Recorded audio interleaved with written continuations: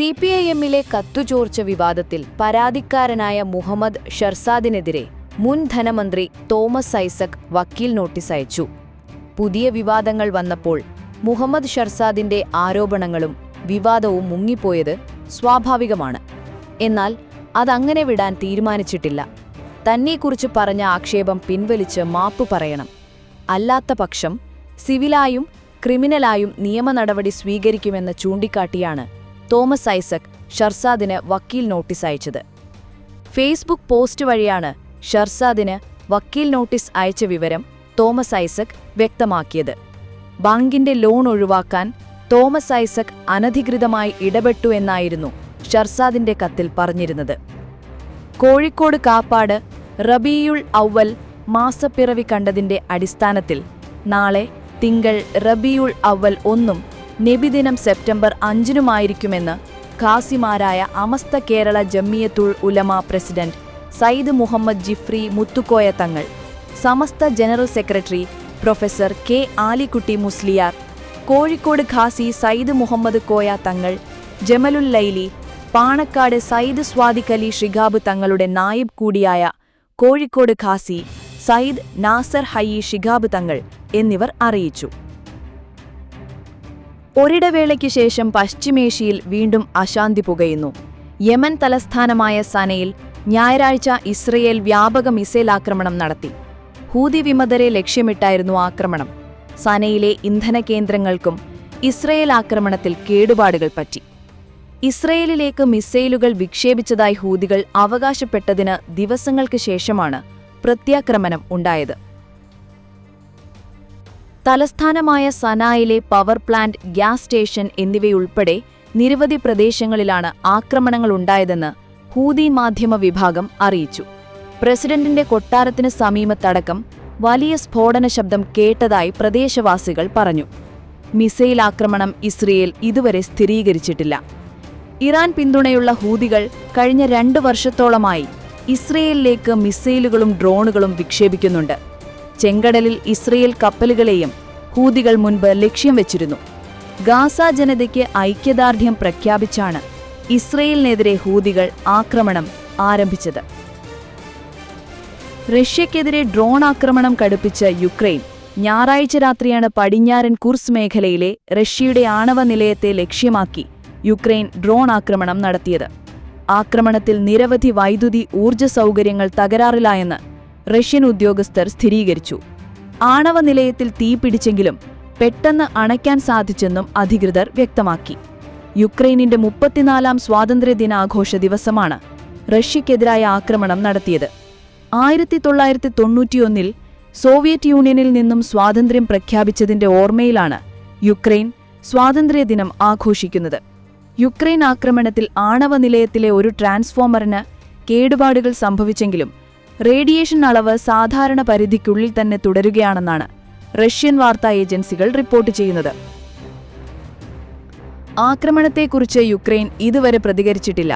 റഷ്യയിലെ ലെനിൻഗ്രാഡ് മേഖലയിലെ ഉസ്തലുഗ തുറമുഖത്ത് ഡ്രോൺ ആക്രമണമുണ്ടായതായി റിപ്പോർട്ടുകളുണ്ട്. അതേസമയം യുക്രൈനിന്റെ 10 ഡ്രോണുകൾ വെടിവെച്ചിട്ടതായി അധികൃതർ അറിയിച്ചു.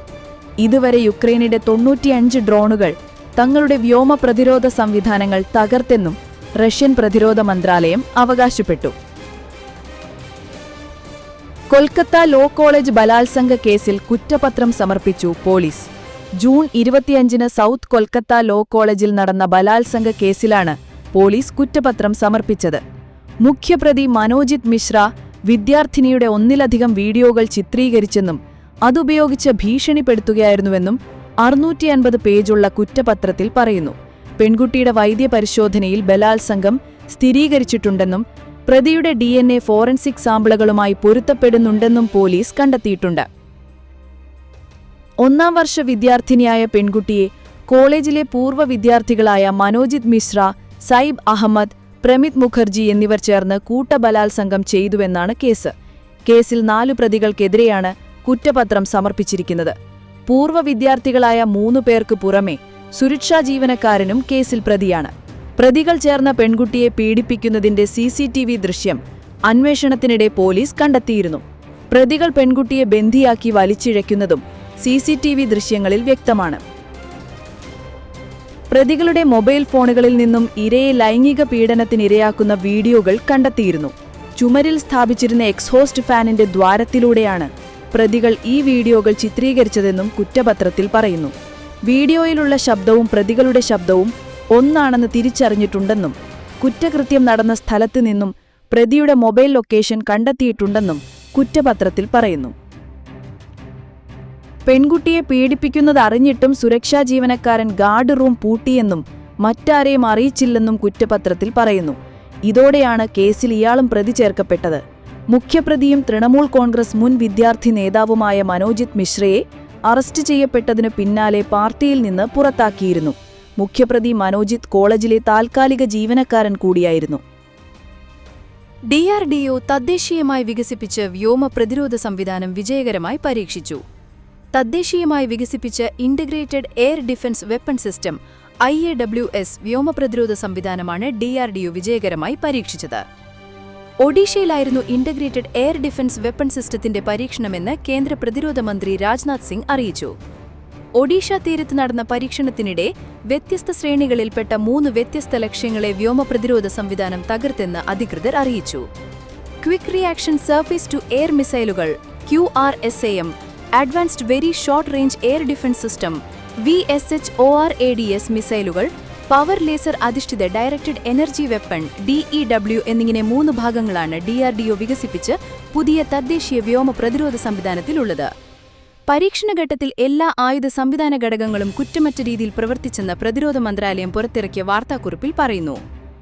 എല്ലാ ആയുധ സംവിധാന ഘടകങ്ങളുടെയും സംയോജിത പ്രവർത്തനം നിയന്ത്രിക്കുന്നത് ഹൈദരാബാദിലെ പ്രതിരോധ ഗവേഷണ വികസന ലബോറട്ടറി വികസിപ്പിച്ചെടുത്ത കേന്ദ്രീകൃത കമാൻഡ് ആൻഡ് കൺട്രോൾ സെന്ററിലാണെന്നും അധികൃതർ അറിയിച്ചു. ഡ്രോണുകൾ, ശത്രുരാജ്യങ്ങളുടെ മറ്റു വ്യോമ ഭീഷണികൾ എന്നിവയുൾപ്പെടെ വ്യോമ പ്രതിരോധ സംവിധാനത്തിന് തകർക്കാൻ സാധിക്കും. 300 മീറ്റർ മുതൽ 6 കിലോമീറ്റർ വരെ ദൂരെയുള്ള ലക്ഷ്യങ്ങളെ ഈ ആയുധ സംവിധാനത്തിന് നിർവീര്യമാക്കാൻ കഴിയും. ഇന്ത്യ ലക്ഷ്യം വയ്ക്കുന്ന പ്രതിരോധ കവചമായ മിഷൻ സുദർശൻ ചക്രയിലേക്കുള്ള ചവിട്ടുപടിയായി IAWS-നെ കണക്കാക്കാമെന്നാണ് മുതിർന്ന DRDO ശാസ്ത്രജ്ഞർ പറയുന്നത്. സ്വാതന്ത്ര്യദിന പ്രസംഗത്തിലാണ് പ്രധാനമന്ത്രി നരേന്ദ്രമോദി മിഷൻ സുദർശൻ ചക്ര പ്രഖ്യാപിച്ചത്. തദ്ദേശീയ വ്യോമ പ്രതിരോധ സംവിധാനങ്ങൾക്ക് കരുത്തു പകരുന്നതോടെ പ്രതിരോധ മേഖലയിൽ വിദേശ സംവിധാനങ്ങളെ ആശ്രയിക്കുന്നത് വഴി കുറയ്ക്കാൻ സാധിക്കുമെന്നും ഈ രംഗത്തെ വിദഗ്ധർ ചൂണ്ടിക്കാണിക്കുന്നു. വാഷിംഗ്ടൺ റഷ്യൻ എണ്ണം ഇറക്കുമതി ചെയ്യുന്ന വിഷയത്തിൽ ഇന്ത്യയ്ക്ക് മുന്നറിയിപ്പുമായി ഐക്യരാഷ്ട്ര സംഘടനയിലെ US മുൻ അംബാസഡർ നിക്കി ഹേലി. ഇന്ത്യ വിഷയത്തെ ഗൗരവമായി കാണണമെന്ന് നിർദ്ദേശിച്ച നിക്കി എത്രയും വേഗം US-ഉമായുള്ള പ്രശ്നം പരിഹരിക്കണമെന്നും മുന്നറിയിപ്പ് നൽകി. നേരത്തെ റഷ്യൻ എണ്ണ വ്യാപാരത്തിന്റെ പേരിൽ ട്രംപ് ഭരണകൂടം ഇന്ത്യക്കെതിരെ നടത്തുന്ന തീരുവയുദ്ധത്തിൽ US-ന് മുന്നറിയിപ്പുമായി നിക്കി ഹേലി രംഗത്തെത്തിയിരുന്നു. US-ഉം ഇന്ത്യയും തമ്മിലുള്ള ബന്ധം തകർച്ചയുടെ ഘട്ടത്തിലാണെന്നും ആഗോള ശക്തിയാകാൻ ആഗ്രഹിക്കുന്ന ചൈനയെ നിയന്ത്രിക്കണമെങ്കിൽ ഇന്ത്യയുമായി ബന്ധം പുനഃസ്ഥാപിക്കണമെന്നുമായിരുന്നു നിക്കി പറഞ്ഞത്. ലോകത്തിലെ ഏറ്റവും വലിയ 2 ജനാധിപത്യ രാജ്യങ്ങൾ തമ്മിലുള്ള പതിറ്റാണ്ടുകൾ നീണ്ട സൗഹൃദം നിലവിലെ സാഹചര്യത്തെ മറികടക്കാൻ ശക്തമായ അടിത്തറ നൽകുന്നത്. വ്യാപാര അഭിപ്രായ വ്യത്യാസങ്ങളും റഷ്യൻ എണ്ണ ഇറക്കുമതി പോലുള്ള വിഷയങ്ങൾ പരിഹരിക്കുന്നതിന് ഇരു രാജ്യങ്ങളും തമ്മിലുള്ള ചർച്ച ആവശ്യമാണ്, നിക്കി എക്സിൽ കുറിച്ചു. ചൈനയെ നേരിടുക എന്ന യോജിച്ച ലക്ഷ്യത്തിൽ നിന്ന് ഇരു രാജ്യങ്ങളും പിന്നോട്ടു പോകരുതെന്നും നിക്കി മുന്നറിയിപ്പ് നൽകി. കോഴിക്കോട് സംസ്ഥാനത്ത് ഒരാൾക്കുകൂടി അമീബിക് മസ്തിഷ്ക ജ്വരം സ്ഥിരീകരിച്ചു. കോഴിക്കോട് മെഡിക്കൽ കോളേജ് ആശുപത്രിയിൽ ചികിത്സയിൽ കഴിയുന്ന വയനാട് സ്വദേശിയായ യുവാനിനാണ് രോഗം സ്ഥിരീകരിച്ചത്. ഇതോടെ അമീബിക് മസ്തിഷ്ക ജ്വരം ബാധിച്ച് കോഴിക്കോട് മെഡിക്കൽ കോളേജ് ആശുപത്രിയിൽ ചികിത്സയിലുള്ളവരുടെ എണ്ണം 8 ആയി. മലപ്പുറം, കോഴിക്കോട് ജില്ലകളിൽ നിന്ന് 3 പേര് വീതവും വയനാട് ജില്ലയിൽ നിന്നും 2 പേരുമാണ് ചികിത്സയിൽ കഴിയുന്നത്. അതേസമയം രോഗത്തിന്റെ ഉറവിടം കൃത്യമായി മനസ്സിലാക്കാൻ ഇതുവരെ ആരോഗ്യവകുപ്പിന് കഴിഞ്ഞിട്ടില്ല. കെട്ടിക്കിടക്കുന്ന കുളത്തിലോ പുഴയിലോ കുളിച്ചാലാണ് രോഗം വരാനുള്ള സാധ്യതയുള്ളതെന്നാണ് നിഗമനം. എന്നാൽ ചികിത്സയിലുള്ള 3 മാസം പ്രായമുള്ള കുഞ്ഞിനെ കിണറ്റിലെ വെള്ളത്തിൽ മാത്രമാണ് കുളിപ്പിച്ചതെന്നും ബന്ധുക്കൾ വ്യക്തമാക്കിയിരുന്നു. ചികിത്സയിലുള്ള ചിലർ കുളത്തിലോ പുഴയിലോ കുളിച്ചിട്ടുമില്ല. ഇതോടെ ഉറവിടത്തിന്റെ കാര്യത്തിൽ കൃത്യമായൊരു ഉത്തരം പറയാൻ കഴിയാത്ത സാഹചര്യമാണുള്ളത്. രാഹുൽ മാങ്കൂട്ടിൽ MLA പദവിയിൽ നിന്ന് രാജിവെക്കണമെന്ന നിലപാടിൽ ഉറച്ചു കോൺഗ്രസിലെ മുതിർന്ന നേതാക്കൾ. ഇതോടെ രാഹുലിന്റെ രാജിസമ്മർദ്ദമേറുകയാണ്. രാഹുൽ രാജിവെക്കണമെന്ന മുതിർന്ന കോൺഗ്രസ് നേതാവ് രമേശ് ചെന്നിത്തല നേരത്തെ നേതൃത്വത്തെ അറിയിച്ചിരുന്നു. ഇനിയും വെളിപ്പെടുത്തലുകൾക്ക് സാധ്യതയുള്ളതിനാൽ രാഹുൽ പദവിയിൽ തുടരുന്നത് പാർട്ടിക്ക് ദോഷം ചെയ്യുമെന്നായിരുന്നു അദ്ദേഹത്തിന്റെ പ്രതികരണം. KPCC പ്രസിഡന്റ് സണ്ണി ജോസഫ് MLA-യും AICC ജനറൽ സെക്രട്ടറി ദീപാദാസ് മുൻഷിയുമായുള്ള ചർച്ചയിലാണ് അദ്ദേഹം നിലപാട് അറിയിച്ചത്. അതേസമയം രാഹുൽ മാങ്കൂട്ടിന്റെ രാജിയുമായി ബന്ധപ്പെട്ട് നിയമോപദേശം തേടാൻ ഒരുങ്ങുകയാണ് കോൺഗ്രസ്. രാഹുൽ രാജിവെച്ചാൽ ഉപതിരഞ്ഞെടുപ്പ് വേണ്ടിവരുമോ എന്നതിലാണ് ഉപദേശം തേടുന്നത്. രാഹുൽ മാങ്കൂട്ടൻ MLA പദവിയിൽ തുടരുന്നതിൽ കോൺഗ്രസിനുള്ളിൽ തന്നെ അഭിപ്രായഭേദം നിലനിൽക്കുന്നുണ്ട്. രാഹുൽ രാജിവെച്ചില്ലെങ്കിൽ പ്ലാൻ ബി ആയി പാർട്ടിയിൽ നിന്ന് പുറത്താക്കുന്നതും പരിഗണിക്കുന്നു എന്നാണ് പുറത്തുവരുന്ന വിവരങ്ങൾ. എന്നാൽ രാഹുലിന്റെ രാജി എതിർക്കുന്ന ഒരു വിഭാഗവും കോൺഗ്രസിനുള്ളുണ്ട്. രാജിയുമായി ബന്ധപ്പെട്ട വിഷയങ്ങളിൽ വ്യക്തത വരുത്താനായി രാഹുൽ ഇന്നലെ വാർത്താസമ്മേളനം വിളിച്ചെങ്കിലും നേതാക്കൾ ഇടപെട്ട് വിലക്കുകയായിരുന്നു. ഇന്ന് വൈകിട്ടോടെ ചില നിർണായക പ്രഖ്യാപനങ്ങൾ ഉണ്ടാകുമെന്നാണ് നേതാക്കൾ സൂചിപ്പിക്കുന്നത്. കണ്ണൂരിൽ SFI ജില്ലാ നേതാവിന് കുത്തേറ്റു. ജില്ലാ സെക്രട്ടേറിയറ്റ് അംഗം വൈഷ്ണവിനാണ് കാലിനു കുത്തേറ്റത്. കണ്ണൂർ SNG കോളേജിന് സമീപത്ത് വെച്ച് ബൈക്കിലെത്തിയ 4-അംഗ സംഘമാണ് ആക്രമിച്ചത്. വൈഷ്ണവിനെ കണ്ണൂർ AKG ആശുപത്രിയിൽ പ്രവേശിപ്പിച്ചു.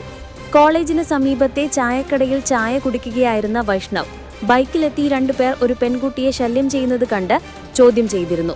ഇത് വാക്കുതർക്കത്തിൽ കലാശിച്ചു. ഇതിനു പിന്നാലെ ബൈക്കിലെത്തിയവർ തിരിച്ചുപോയി 2 ബൈക്കുകളിലായി എത്തി വൈഷ്ണവിനെ കയ്യിലുണ്ടായിരുന്ന പേനാക്കത്തി ഉപയോഗിച്ച് ആക്രമിക്കുകയായിരുന്നു.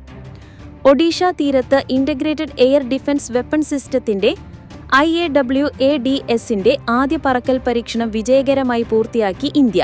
പരീക്ഷണം വിജയിച്ച വിവരം പ്രതിരോധ മന്ത്രി രാജ്നാഥ് സിംഗാണ് തന്റെ എക്സ് പേജിലൂടെ അറിയിച്ചത്. സായുധ സേനയെ അഭിനന്ദിച്ചും അദ്ദേഹം കുറിപ്പ് പങ്കുവച്ചിട്ടുണ്ട്.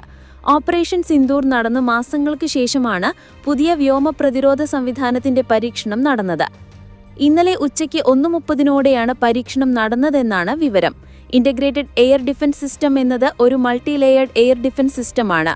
ഇതിൽ തദ്ദേശീയ പ്രതിരോധ എയർ മിസൈലുകളും short range air defence system മിസൈലുകളും high power laser directed energy വെപ്പൺസും ഉൾപ്പെടുന്നു. ഇത് ശത്രു രാജ്യത്ത് നിന്ന് വരുന്ന ഒന്നിലധികം ഡ്രോണുകൾ, മിസൈലുകൾ, മൈക്രോ UVകൾ എന്നിവയെ തടയാൻ സഹായിക്കുന്നു. IADWSന്റെ വിജയകരമായ വികസനത്തിന് DRDOയെയും ഇന്ത്യൻ സായുധ സേനയെയും ഞാൻ അഭിനന്ദിക്കുന്നു. ഈ പരീക്ഷണ വിജയം നമ്മുടെ രാജ്യത്തിന്റെ പ്രതിരോധ ശേഷിയെ കൂട്ടി ശത്രുക്കളുടെ വ്യോമഭീഷണികൾക്കെതിരെ രാജ്യത്തിന്റെ പ്രതിരോധം ശക്തിപ്പെടുത്തുന്നതാണ് ഇത് എന്ന് പ്രതിരോധ മന്ത്രി കുറിച്ചു. ലൈംഗിക ചൂഷണ ആരോപണങ്ങളിൽ രാജ്യസമ്മർദ്ദം ശക്തമായതോടെ പാർട്ടി എടുക്കുന്ന തീരുമാനത്തിന് ഒപ്പമെന്ന സൂചന നൽകി രാഹുൽ മാങ്കൂട്ടത്തിൽ. വോട്ട് അധികാർ യാത്രയിൽ പങ്കെടുക്കുന്ന രാഹുൽ ഗാന്ധിയുടെ ചിത്രവുമായുള്ള ഫേസ്ബുക്ക് പോസ്റ്റ് രാഹുൽ മാങ്കൂട്ടത്തിൽ പങ്കുവച്ചു. ട്രാൻസ്ജെൻഡർ അവന്തികയുടെ ആരോപണങ്ങൾ തള്ളിയ ശേഷം രാഹുൽ മാങ്കൂട്ടത്തിൽ ഇന്ന് മാധ്യമങ്ങളെ കണ്ടിരുന്നു. ഇതിന് തൊട്ടു പിന്നാലെയായിരുന്നു ഫേസ്ബുക്കിൽ പോസ്റ്റ്. സംഘടിതമായി ആക്രമിച്ചിട്ടും കുറ്റപ്പെടുത്തിയിട്ടും സ്തുതിപാഠകർ വിമർശകരായിട്ടും പരിഭവങ്ങളില്ലാതെ രാഹുൽ ഗാന്ധി പോരാടുന്നു എന്നാണ് രാഹുൽ പോസ്റ്റിൽ കുറിച്ചിരിക്കുന്നത്. അദ്ദേഹത്തിന് പ്രസ്ഥാനമാണ് വലുത്, പദവികൾക്കപ്പുറം അയാൾ കോൺഗ്രസുകാരനാണ് എന്നും പോസ്റ്റിൽ രാഹുൽ മാങ്കൂട്ടത്തിൽ പറയുന്നു. ഉത്തർപ്രദേശിലെ ഗ്രേറ്റർ നോയിഡയിൽ സ്ത്രീധനത്തിന്റെ പേരിൽ യുവതിയെ തീകൊളുത്തി കൊന്ന സംഭവത്തിൽ കസ്റ്റഡിയിലെടുത്ത ഭർത്താവിനെ വെടിവെച്ച് കീഴ്പ്പെടുത്തി പോലീസ്. കസ്റ്റഡിയിൽ നിന്ന് രക്ഷപ്പെടാൻ ശ്രമിച്ചതിനാണ് യുവതിയുടെ ഭർത്താവിന് നേരെ വെടിയുതിർത്തത്. കഴിഞ്ഞ ദിവസമാണ് നിക്കി എന്ന യുവതി അതിദാരുണമായി കൊല്ലപ്പെട്ടത്. സംഭവത്തിന്റെ നടുക്കുന്ന ദൃശ്യങ്ങൾ പുറത്തുവന്നിരുന്നു. നിക്കിയുടെ ഭർത്താവ് വിപിനും മറ്റൊരു സ്ത്രീയും ചേർന്ന് നിക്കിയുടെ മുടിയിൽ പിടിച്ച് വലിക്കുന്നതും ഉപദ്രവിക്കുന്നതുമാണ് ഒരു ദൃശ്യത്തിൽ.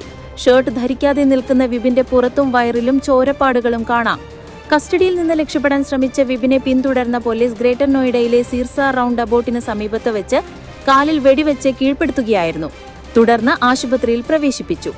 സംഭവത്തിൽ കുറ്റബോധമില്ലെന്നും നിക്കി സ്വയം മരിച്ചതാണെന്നും ആശുപത്രിയിൽ വെച്ച് വിപിൻ പറഞ്ഞു. എനിക്കൊരു കുറ്റബോധവുമില്ല, ഞാൻ അവളെ കൊന്നിട്ടില്ല, അവൾ സ്വയം മരിച്ചാണ്. ഭാര്യാഭർത്താക്കന്മാർ വഴക്കിടാറുണ്ട്, അത് വളരെ സാധാരണമാണ് എന്ന് വാർത്താ ഏജൻസിയായ ANIയോട് വിപിൻ പറഞ്ഞു. രാഹുൽ മാങ്കൂട്ടത്തിനെതിരായ ആരോപണത്തിൽ ഉറച്ച് ട്രാൻസ്ജെൻഡർ അവന്തിക. രാഹുലിനെതിരായ വെളിപ്പെടുത്തലിന് മുൻപുള്ള സംഭാഷണമാണിപ്പോൾ പുറത്തുവിട്ടിരിക്കുന്നത്. മുൻപ് രാഹുൽ മോശമായി പെരുമാറിയപ്പോൾ ജീവന ഭീഷണിയുണ്ടായിരുന്നതുകൊണ്ടാണ് തുറന്നു പറയാനിരുന്നത്. രാഹുലുമായുള്ള വാട്സ്ആപ്പ് ചാറ്റ് പുറത്തുവിട്ടതിനു പിന്നാലെ വലിയ സൈബർ ആക്രമണം നേരിടുന്നുണ്ടെന്നും അവന്തിക വെളിപ്പെടുത്തി. അന്ന് ഞാൻ ഭയന്നാണ് പറയാനിരുന്നത്, ഇപ്പോഴും ടെൻഷനാണ്. സൈബർ ആക്രമണം നിരന്തരം ഉണ്ടാകുന്നു. എന്റെ അടുത്ത് ചോദിച്ചതുകൊണ്ട് മാത്രമാണ് ഞാൻ ഈ സംഭാഷണം അയച്ചു കൊടുത്തത്. രാഹുലുമായി നല്ല സൗഹൃദ ബന്ധമുണ്ടായിരുന്നു. ആ സമയത്താണ് മോശമായി സംസാരിച്ചത്. രാഹുലുമായി സംസാരിച്ച മെസ്സേജുകൾ അപ്രത്യക്ഷമായിരിക്കുകയാണ്. ടെലിഗ്രാമിൽ വാനിഷിംഗ് മോഡിലിട്ടാണ് രാഹുൽ ചാറ്റ് ചെയ്തത്. അത് വീണ്ടെടുക്കാൻ സാധിച്ചാൽ തെളിവ് ലഭിക്കും. ഓഗസ്റ്റ് 1 മുൻപുള്ള സന്ദേശങ്ങളിലാണ് രാഹുൽ എന്നോട് മോശമായി പെരുമാറിയത്. നിയമപരമായി മുന്നോട്ടു പോയാൽ ആ മെസ്സേജുകൾ വീണ്ടെടുക്കാൻ സാധിക്കും. ഞാൻ ആരുമായും ഗൂഢാലോചന നടത്തിയിട്ടില്ല. രാഹുൽ പുറത്തുവിട്ട തെളിവുകൾ വാട്സ്ആപ്പ് സന്ദേശങ്ങളാണ്. എന്നാൽ ടെലിഗ്രാമിലെ സന്ദേശങ്ങളിലാണ് മോശമായി സംസാരിച്ചത്. അത് വാനിഷിംഗ് മോഡിലാണ് അയച്ചത്. ജീവന ഭീഷണിയുണ്ടായിരുന്നതുകൊണ്ടാണ് തുറന്നു പറയാനിരുന്നത് എന്ന് അവന്തിക പറഞ്ഞു. ടോട്ടൽ ഫോർ യു തട്ടിപ്പു കേസിൽ നടി റോമ മൊഴി നൽകി. കേസിൽ 189-ാം സാക്ഷിയായിട്ടാണ് മൊഴി നൽകിയത്. ടോട്ടൽ ഫോർ യു കമ്പനിയുടെ ആൽബം പുറത്തിറക്കുന്നതിനായി ക്ഷണിച്ചിട്ടാണ് പരിപാടിയിൽ പങ്കെടുത്തതെന്നും റോമ മൊഴി നൽകി. ഉദ്ഘാടനം നിർവഹിച്ച ശേഷം മടങ്ങി. ശബരിനാഥിനെയും മറ്റു ടോട്ടൽ ഫോർ യു അംഗങ്ങളെയും പരിചയമില്ലെന്നും നടിയുടെ മൊഴിയിൽ പറയുന്നു. ടോട്ടൽ ഫോർ യു കേസുമായി ബന്ധപ്പെട്ട് ആദ്യം രജിസ്റ്റർ ചെയ്ത കേസാണ് കോടതി പരിഗണിക്കുന്നത്. കേസിലെ ഒന്നാം പ്രതി ശബരിനാഥ് നേരത്തെ കുറ്റം സമ്മതിച്ചിരുന്നു. Thiruvananthapuram additional chief judicial magistrate കോടതിയിലാണ് വിസ്താരം നടക്കുന്നത്. 2007 ഓഗസ്റ്റ് 30 2008 ഓഗസ്റ്റ് 20 വരെയാണ് കേസിനാസ്പദമായ സംഭവം. ടോട്ടൽ, ഐനസ്, ടോട്ടൽ ഫോർ യൂസ് എന്നീ പേരുകളിലായിരുന്നു തട്ടിപ്പ്. RBI ലൈസൻസ് ഉണ്ടെന്ന് നിക്ഷേപകരെ തെറ്റിദ്ധരിച്ചു. നിക്ഷേപ തുകയുടെയും കാലാവധിയുടെയും അടിസ്ഥാനത്തിൽ 20 മുതൽ 80% വരെയുള്ള നിക്ഷേപ പദ്ധതിയുണ്ടെന്നും കാലാവധി കൂടുന്തോറും വളർച്ചാ നിരക്ക് കൂടുമെന്നും വിശ്വസിപ്പിച്ചാണ് തട്ടിപ്പ് നടത്തിയതെന്നാണ് prosecution case. Total four U managing director Sabarinath, Nest Solutions general manager Bindu Mahesh, Citco മുൻ സീനിയർ മാനേജർ ചന്ദ്രമതി, ശബരിയുടെ private secretary Pramod Isaac, Rajan, Bindu Suresh, canvassing ഏജന്റുമാരായ ഹേമലത, ലക്ഷ്മി മോഹൻ തുടങ്ങിയവരാണ് കേസിലെ പ്രതികൾ.